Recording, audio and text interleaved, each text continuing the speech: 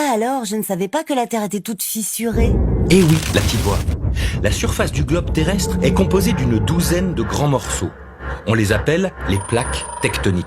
Elles s'encastrent les unes dans les autres comme les pièces d'un puzzle et forment l'enveloppe superficielle de la Terre, épaisse de 100 km en moyenne. C'est la lithosphère. D'accord, mais quel est le rapport avec les séismes? Pour le comprendre, observons le mouvement des plaques les unes par rapport aux autres. Regarde, tout se passe dans les profondeurs de la Terre. Ici précisément, dans l'asténosphère, épaisse de 600 km. La chaleur y est très élevée et les roches sont donc ramollies. Par endroits, elles deviennent plus légères et remontent. En s'approchant de la surface, ces roches refroidissent lentement, s'alourdissent et redescendent.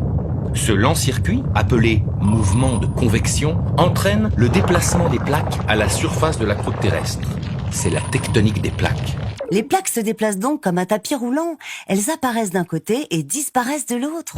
Exactement. Et ça, sans jamais s'arrêter. Elles se déplacent de quelques centimètres par an, parfois jusqu'à 10 centimètres. À certains endroits du globe, les plaques s'éloignent les unes des autres, comme ici. Ce sont des zones dites d'accrétion. Du magma remonte alors en surface, durcit et crée une nouvelle croûte. On en trouve par exemple au milieu de l'océan Atlantique ou de l'océan Pacifique. Mais la majorité des gros séismes se produit dans les zones dites de subduction. Là où par exemple, une plaque océanique plus dense et plus lourde glisse sous une plaque continentale. Mais pourquoi ça tremble?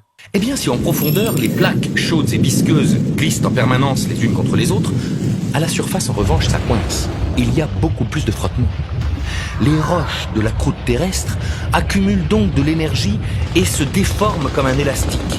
Quand les tensions sont trop importantes, la plaque atteint un point de rupture et casse brutalement. C'est le tremblement de terre.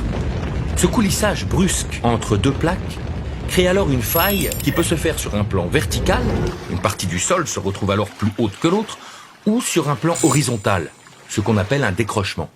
Et parfois, les deux en même temps. Eh ben, y a plus qu'à espérer que ça n'arrive qu'en mer. Détrompe-toi. En cas de séisme sous-marin, le fond océanique peut se déformer sur plusieurs milliers de kilomètres carrés en s'effondrant ou en s'élevant. La masse d'eau située au-dessus se met alors en mouvement. Une série de vagues se crée et gagne en intensité au fur et à mesure qu'elles se rapprochent des côtes. Quand elles atteignent le continent, elles se transforment en tsunamis.